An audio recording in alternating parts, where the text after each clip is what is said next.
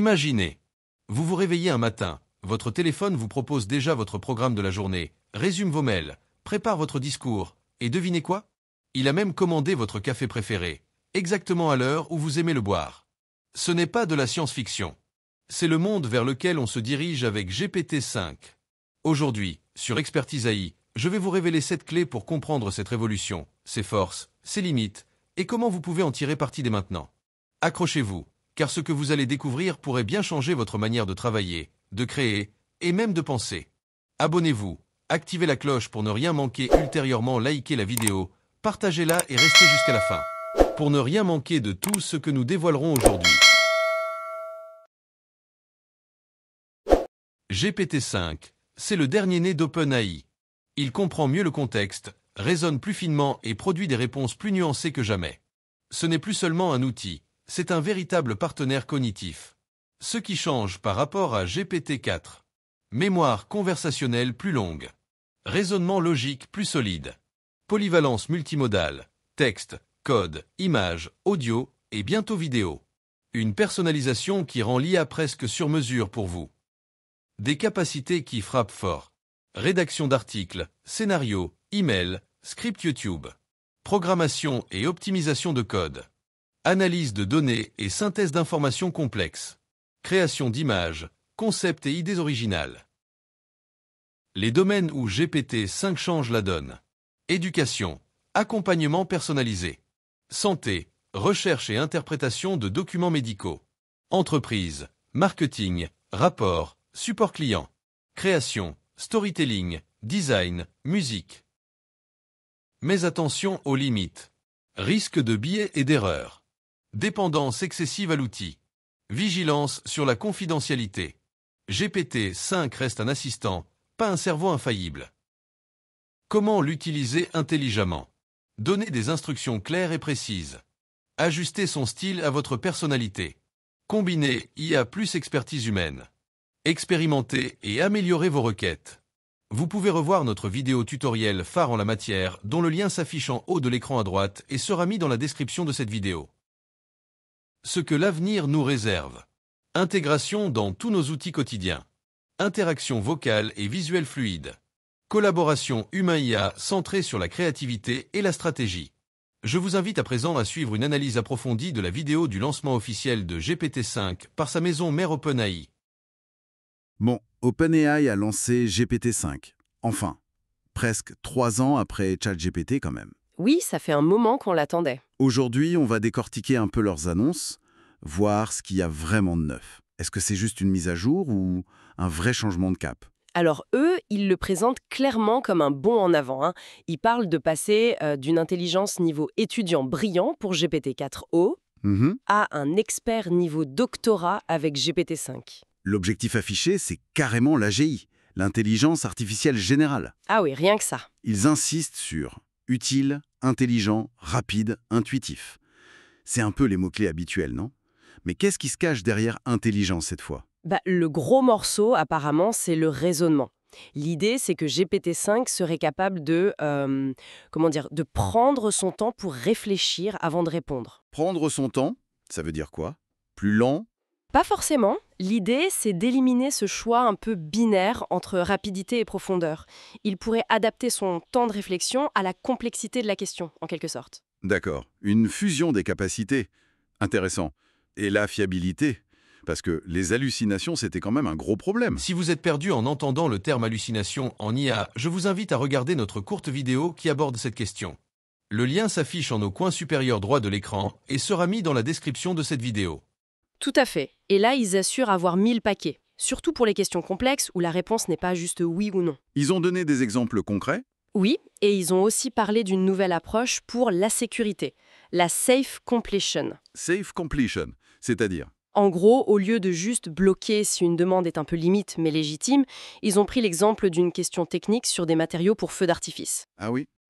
Le modèle essaierait de répondre de manière utile mais sécurisée, en expliquant pourquoi il pose certaines limites et en suggérant peut-être des alternatives. C'est plus nuancé. Moins frustrant qu'un simple non, j'imagine. D'accord. Alors, si le raisonnement et la sécurité sont améliorés, où est-ce que ça se voit le plus? Ils ont montré des choses? Oui, bien sûr. Ils ont bombardé de chiffres sur les benchmarks académiques. Les fameux tests standardisés. Exactement. Codage avec SWI Bench, compréhension mixte texte-image avec MMMU, maths de haut niveau avec IMEE 2025. Apparemment, les scores dépassent les anciens modèles et parfois même des experts humains dans ces domaines précis. Le code, c'est toujours leur cheval de bataille. C'était comment cette fois? Assez bluffant, il faut dire.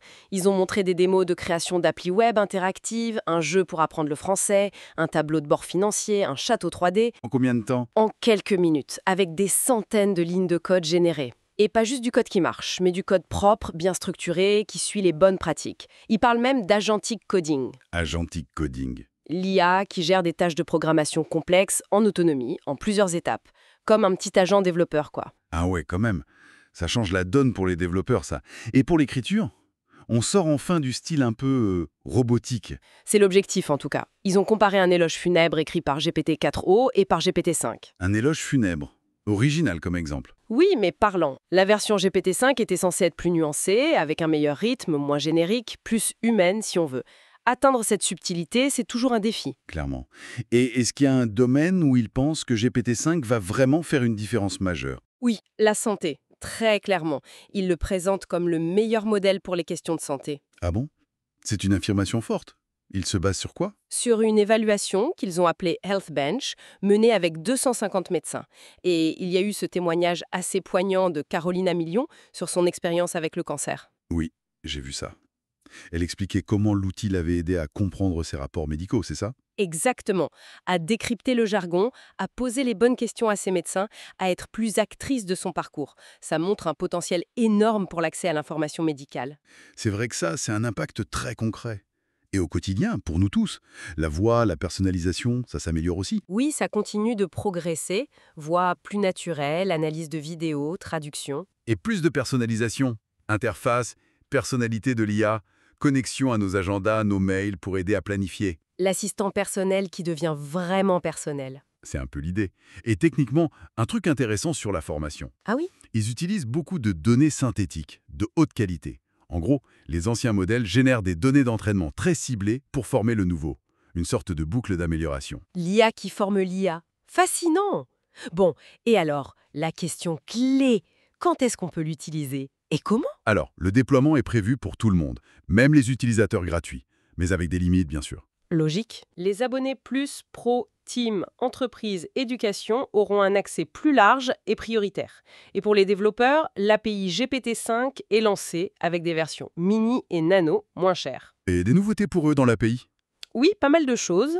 Des outils pour mieux brancher des fonctions externes, custom tools, pour garantir des formats de sortie précis, structured output, contrôler la longueur des réponses, et surtout une fenêtre de contexte énorme, 400 000 tokens. 400 000, ça veut dire qu'il peut gérer une quantité d'informations beaucoup plus grande d'un coup, c'est ça? Exactement. Pour des tâches complexes qui demandent de garder beaucoup de contexte en mémoire, c'est un gros plus. On voit que l'écosystème est prêt. Des entreprises l'utilisent déjà, non? Oui, ils ont cité Amgen dans la pharma, BBVA dans la banque, Oscar Health dans l'assurance et même le gouvernement fédéral américain.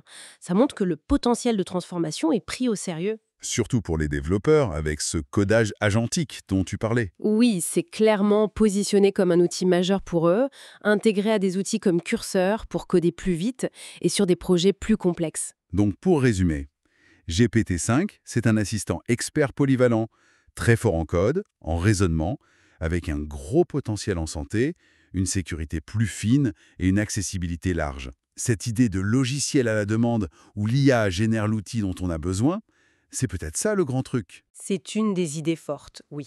Et ça soulève des questions passionnantes. Est-ce que cette boucle d'IA qui forme l'IA va vraiment accélérer les choses de façon exponentielle? Et puis, la question qu'ils ont un peu effleurée à la fin. Laquelle? Est-ce que l'IA va bientôt pouvoir passer de l'assistance à la découverte, découvrir des connaissances vraiment nouvelles par elle-même? Ça donne le vertige. Et ça nous laisse avec une dernière réflexion peut-être. Si un outil pareil peut générer une application ou aider à comprendre un diagnostic médical complexe en quelques instants, ça change quoi pour notre propre expertise, notre apprentissage? Où sera la valeur ajoutée humaine demain?